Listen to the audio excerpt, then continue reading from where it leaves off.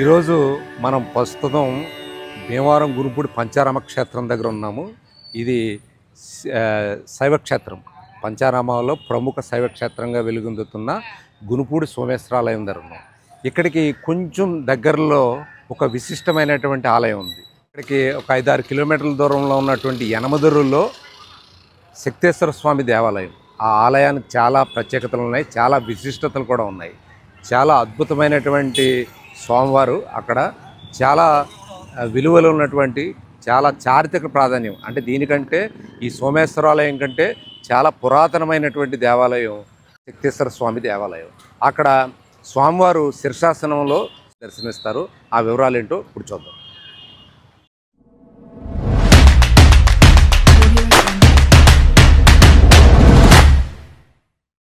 ఇప్పుడు గునుపూడి శివాలయం దగ్గర బయలుదేరాం మనం. ఇప్పుడు యనమదురు శక్తేశ్వర స్వామి టెంపుల్కి వెళ్తున్నాము. ఇది చాలా విశిష్టమైనటువంటిది, చాలా చారిత్రక ప్రాధాన్యం ఉన్నటువంటి దేవాలయం. చాలా అద్భుతంగా ఉంటుంది. స్వామివారు అక్కడ శీర్షాసనంలో దర్శనమిస్తారు.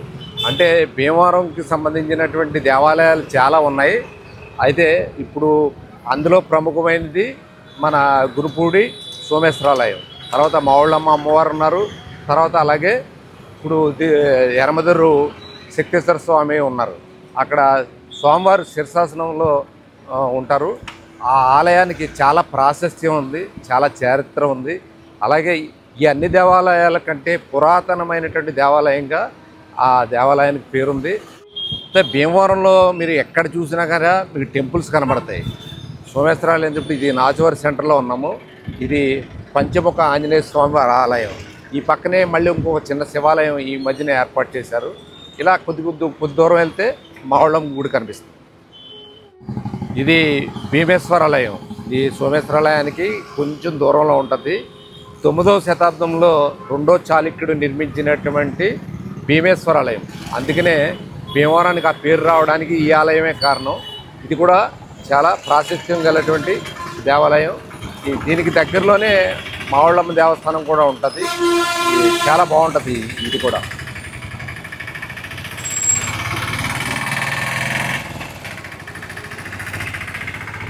ఆదివారం బజార్గా పేరుగాంచినటువంటిది భీమవరం పట్టణంలో ఒక భాగం అన్నమాట. ఇక్కడ పొట్టి శ్రీరాముల విగ్రహానికి కొంచెం రైట్ సైడ్కి వెళ్తే మావుళ్ళమ్మ అమ్మవారి దేవాలయం ఉంటుంది. ఇలాగే మనం పక్కగా వెళ్తే కనుక ఈ దిర్స్మర్ రోడ్లో మనం ఇప్పుడు బయలుదేరాం. ఇది బ్రిటిష్ వాళ్ళు నిర్మించినటువంటి గెస్ట్ హౌస్ ఇది. అందుకనే ఈ రోడ్డుకి రెస్ట్ హౌస్ రోడ్ అని పేరు వచ్చిందనమాట.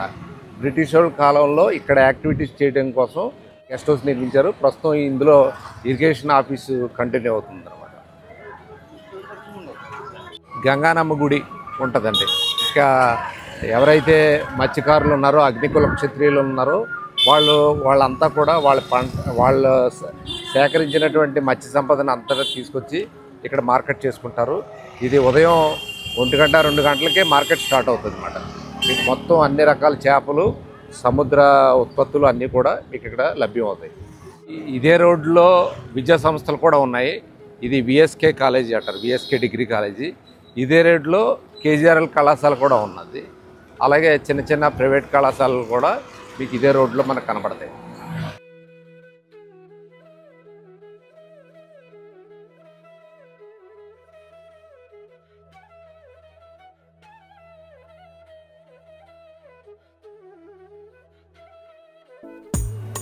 ఇంకా ఇటు వెళ్ళినా కూడా పచ్చని పొలాలు మనకి దర్శనమిస్తాయి. ఇలాగా ఈ యనమదురు గ్రామం వెళ్ళే చుట్టుపక్కల కూడా మనకి పచ్చని పొలాలు, పచ్చిక బయళ్ళు, తోటలు మనకి దర్శనమిస్తాయి. పూర్వం ఇది ఒక తీర ప్రాంతం. ఇది మనకి కనిపిస్తున్నటువంటి కాలువ జేఎన్వి కెనాల్. ఇది విద్యేశ్వరం ధర ప్రారంభమైనటువంటి కాలువ కాళీపట్నంలో, సముద్ర తీరంలో ఉన్నటువంటి కాళీపట్నంలో ఎండ్ అవుతుందన్నమాట. ఇది మనకి విద్యేశ్వరం దగ్గర నుంచి కాళీపట్నం దాకా ఉన్నటువంటి అన్ని గ్రామాలకి తాగునీరు అందించేటువంటి చాలా ప్రముఖ కెనాల్ ఇది. దీని ద్వారానే మనకి మొత్తం అన్ని గ్రామాలకి తాగునీరు అందించేటువంటి మెయిన్ కెనాల్ అన్నమాట. ఇది భీమవరం ఒక ఆక్వా జోన్గా వెలుగొందుతుంది. ఇక్కడ సంబంధించినటువంటి ఈ ఆక్వా ఉత్పత్తులన్నీ కూడా ప్రాసెసింగ్ యూనిట్లన్నీ కూడా ఇదే రోడ్లో ఉంటాయన్నమాట. ఇక్కడ రైతులు పండించినటువంటి రొయ్యలన్నీ కూడా ఇక్కడ ప్రాసెసింగ్ చేసి ప్రపంచ దేశాలకి ఇక్కడి నుంచి ఎగుమతి అవుతాయి. అంటే చెన్నై, విశాఖపట్నం, రేవులగుండ ప్రపంచ దేశాలకి ఎగుమతి అవుతాయి. త్వరలో ఇక్కడ బందర్ పోర్టు కనుక సిద్ధమైతే కనుక ఇంకా మార్గం సుగమం అవుతుంది. రవాణా ఖర్చులు కొంచెం తగ్గేటువంటి అవకాశం. భీమవరం ఎండ్ పాయింట్, ఇది ఒక ఎండ్కి ఎండ్ పాయింట్ అన్నమాట. ఇక్కడతో భీమవరం పరిధి క్లోజ్ అవుతుంది. చూడండి, ఓ పక్కనే గ్రీనరీ, మరో పక్కనే మీకు గోదావరి జిల్లాలో ఎక్కడ చూసుకున్నా కూడా ఏంటంటే మీరు పూర్తిగా కంటిన్యూగా మీ పక్కన ఒక కాలువ అయితే ప్రవహిస్తూ ఉంటుంది. అది ఒక బ్యూటీ అని చెప్పొచ్చు. ఓ పక్కనే అగ్రికల్చర్ జరుగుతుంటాయి, ఓ పక్కన ఆక్వాకల్చరు, మరో పక్కన పరిశ్రమలు. అందుకనే ఇది ఆర్థిక రాజధాని అయిపోయింది. పశ్చిమ గోదావరి జిల్లాలో ఆర్థిక రాజధానిగా భీమవరం డెవలప్ అవడానికి కారణం ఏంటంటే ఈ ఆక్వా పరిశ్రమ అని చెప్పేసి కూడా మనం చెప్పవచ్చు.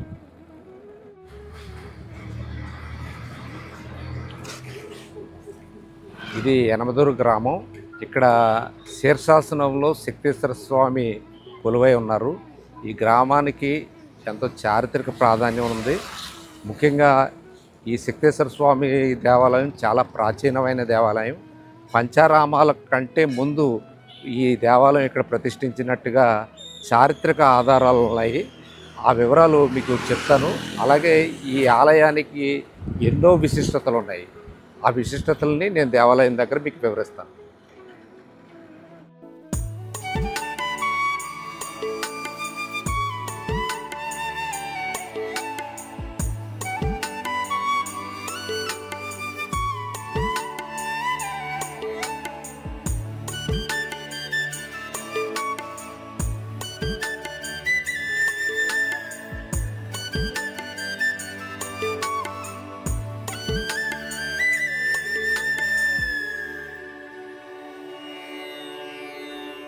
తూర్పు చాళుక్యుల కాలంలో నిర్మించినటువంటి గొప్ప దేవాలయం యనమదురు శక్తేశ్వర స్వామి దేవాలయం. భీమవరానికి 5 కిలోమీటర్ల దూరంలో ఉన్నటువంటి ఈ దేవాలయంలో ఎన్నో విశిష్టతలు ఉన్నాయి. మహిమాన్వితమైనటువంటి శివుడు తలక్రిందులుగా భక్తులకు దర్శనమివ్వడం ఈ దేవాలయం గొప్పతనం. ఇలాంటి దేవాలయం ప్రపంచంలో మరెక్కడా లేదు. దక్షిణ కాశీగా పిలువబడే ఈ దేవాలయంలో స్వామివారు తలకిందులుగా భక్తులకు దర్శనమిస్తారు.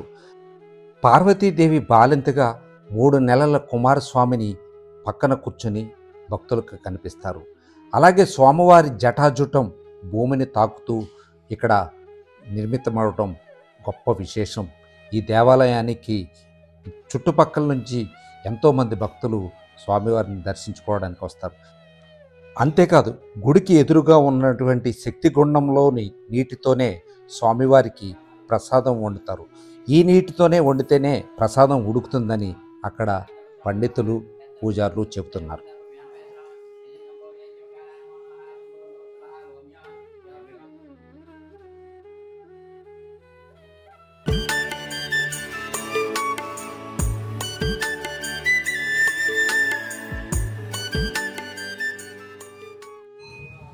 నా పేరు వెంకటేష్ అండి. నేను యనమదురు గ్రామంలో 4వ వార్డు నెంబర్ కింద ఉన్నాను. మా యనమదురు గ్రామంలో ఏ కార్యక్రమం వచ్చినా సరే, ఎలాంటి ఫంక్షన్ వచ్చినా సరే కుర్రలందరూ కూడా కలిసికట్టుగా పనిచేస్తాం. అలాగే స్వామివారి ప్రోగ్రామ్స్ అన్నీ కూడా ఘనంగా నిర్వహిస్తాం. అందరం కలిసికట్టుగా ఉంటాం. యనమదురులో కుల మతాలకు భేదాలకు ఎలాంటి ఇబ్బందులు ఉండవు. అందరం కలిసికట్టుగా ఉంటాం. యూత్ అంతా కలిసికట్టుగా అందరూ పనిచేస్తాం. కుల మత భేదాలు లేకుండా అన్నిటికీ అందరం కలిసి ఉంటాం. ఎదురా శివుడు కుటుంబ సమేతంగా పార్వతీ కుమారస్వామిలతో కలిపి ఏకశిలపై దర్శనమివ్వటం దేశంలో మరెక్కడా లేదు. శీర్షాసనంలో భక్తులకు దర్శనమిచ్చి కోరిన కోరికలు నెరవేర్చేటువంటి పరమశివుడిగా ఇక్కడ స్వామి కొలువై ఉన్నారు.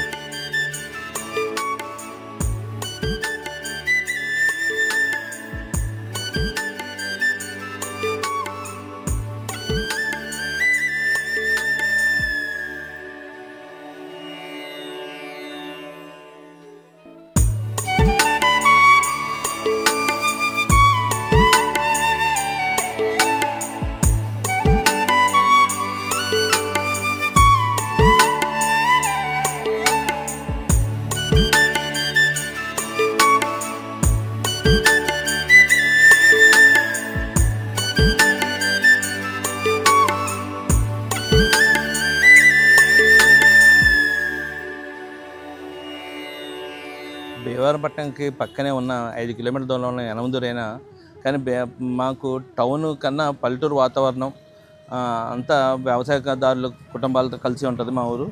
అలాగే అన్ని మతాలు కులాలు కూడా అంతా కలిసి చేసుకుంటాం. అన్ని వ్యవహారాలు కూడా ఏ ఇబ్బంది లేకుండా కలిసి ఉంటాం. మా గ్రామంలో వ్యవసాయ ఆర్థిక కుటుంబాలు ఎక్కువ. సుమారు మా ఊరి గ్రామంలో వరి మరియు రొయ్యల చెరువులు, చేపల చెరువులు కలిపి చేసుకుంటున్నాము. యనమదురు గ్రామం చాలా అందమైన గ్రామం కూడా. ఇక్కడ వాతావరణం చాలా ఆహ్లాదకరంగా ఉంటుంది. ఇక్కడ కొలువైనటువంటి శక్తేశ్వర స్వామిని ఈ గ్రామస్తులు ఎంతో భక్తి ప్రపత్తులతో కొలుస్తారు.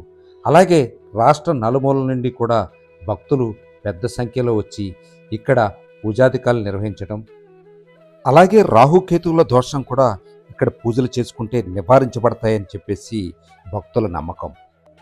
కాశీ నుండి అంతర్వాహినిగా నీరు ఇక్కడ చెరువులో కలుస్తుందని, అందుకనే ఈ జలాలకి అంత ప్రాముఖ్యత ఉందని, ఈ నీటితోనే వండితేనే స్వామివారి ప్రసాదం ఉడుకుతుందని, గతంలో వేరే నీటితో వండితే ప్రసాదం ఉడకలేదనేది అక్కడ పండితులు పూజారులు చెబుతున్నారు. పంచారామాల కంటే పురాతనమైనటువంటి ఈ దేవాలయం స్వయంభుగా ఏర్పడి స్వామివారి భక్తులతో పూజాధికారులు అందుకుంటున్నారు. అంతేకాదు స్వామివారు ఇక్కడ ఎంతో మహిమాన్వితుడని ఇక్కడ భక్తుల నమ్మకం. శ్రీ గురుభ్యో నమః. హరి ఓం నమః శివాభ్యాం నవయవనాభ్యాం పరస్పరాదిష్వృద్రాభ్యాం నాగేంద్రకన్యా వృషకేతనాభ్యాం నమో నమః శంకర పార్వతీభ్యాం. ఓం నమః శివాయ. మన పశ్చిమ గోదావరి జిల్లా భీమవరపట్నానికి సుమారుగా 5 కిలోమీటర్ల దూరంలో ఈ యనమదురు అనే గ్రామం ఉందండి. ఇక్కడ గ్రామంలో స్వామివారు లింగరూపం కాకుండా శీర్షాసనంలో తలకిందులుగా ఈశ్వరుడు తపస్సు చేసుకుండడం, పక్కన పార్వతీమాత బాలింతరాలుగా చంటిపెట్టిన ఒళ్ళో కుమారస్వామిని ఎత్తుకుని ఒకే పీఠం మీద కుటుంబ సమేతంగా వెళ్ళడం ప్రత్యేకత అండి. యమధర్మరాజు యొక్క తపస్సు చేయడం వల్ల, ఆయన కోరిక వల్ల స్వామివారు అమ్మవారు వెలిసారని చరిత్ర అండి. ఇక్కడ పూర్వకాలం అంతా కూడా అరణ్య ప్రాంతాల్లో మునీశ్వరులు యజ్ఞాగాలు చేస్తుంటే శంబరాసుని రాక్షస సంహారం చేయడానికి వీరికి శక్తి చాలకపోతే యముడు యుద్ధం చేశారటండి. ఆ యముడికి శక్తిని ఇవ్వడానికి అమ్మవారు వచ్చి ఇక్కడ ఆయన సంహరించమని చెప్పి వాళ్ళందరినీ సంహరించమని వరమిస్తే ఆ రాక్షస సంహారం చేసి యముడు జయించాడండి ఆయన మీద. అందుచేత గ్రామం పేరు యమునాపురంగా, యమపురి, యనమదురుగా పేరు వచ్చిందండి. స్వామివారికి ఎదురుకుండా శక్తిగుండం వల్ల మంచినీళ్ళు చెరువు ఉందండి. ఆ యొక్క నీరు కాశీగం కలుస్తుంది అంతర్వాహినిగా. ఆ నీళ్లతోటే స్వామివారికి నైవేద్యం ఉండితే ఉడుకుతుంది తప్ప వేరే నీళ్లతో మహానైవేద్యం ఉడకదండి. దక్షిణ కాశీ యొక్క క్షేత్రం చాలా ప్రత్యేకత చాటుకుందండి. పంచారామ క్షేత్రాల పురాతన ఆలయం అండి ఇది. ఒకే పీఠం మీద అమ్మవారు స్వామి కుటుంబ సమేతంగా ఉండడం అనేది ఇక్కడ ప్రపంచంలోకెల్లా ఏకైక పీఠం అండి. ఇక్కడ ఉన్నట్టుగా ఎక్కడ కూడా ఉండదు. ఇక్కడ స్వామివారి దర్శించడం వల్ల అపమృత్యు దోష, అనారోగ్య సమస్యలు కానీ ఎప్పటి నుంచో తీరినటువంటి బాధలన్నీ కూడా ఈ గుడికి వస్తే మీకు తప్పకుండా తీరుతాయని చెప్పని మనం చేస్తున్నామండి.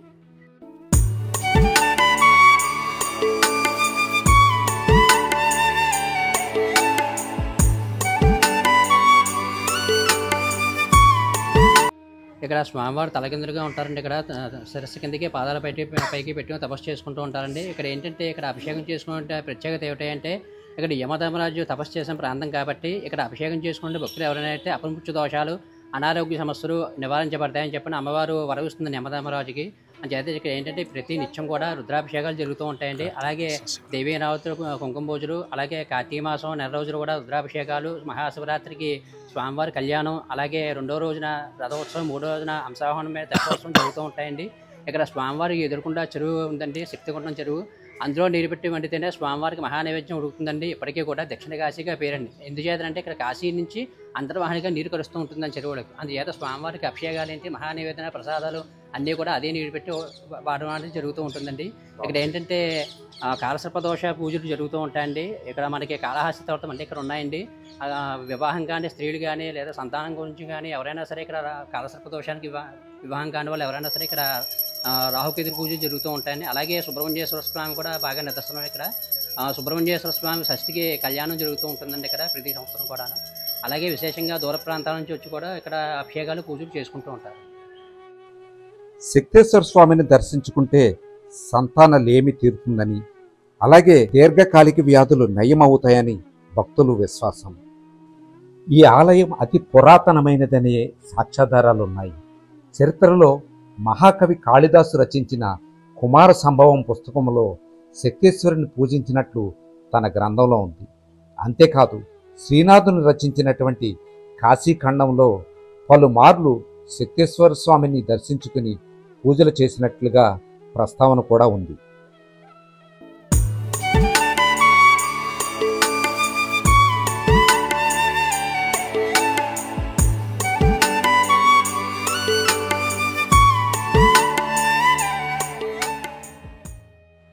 చూశారు కదా, శీర్షాసనంలో ఉన్నటువంటి శక్తేశ్వర స్వామి ఈ ఆలయానికి ఎన్నో విశిష్టతలు ఉన్నాయి. అవన్నీ కూడా మీకు వివరించాను. అలాగే ఈ చారిత్రక ప్రాధాన్యం ఉన్నటువంటి ఈ దేవాలయంలో రకరకాల చిత్ర విచిత్రాలు ఉన్నాయి. ఈ కొలను, అలాగే శీర్షాసనంలో ఉండటం, అలాగే ఉత్తర భారతదేశం నుండి కూడా స్వామివారిని దర్శించుకోవటానికి ఇక్కడికి వస్తూ ఉంటారు.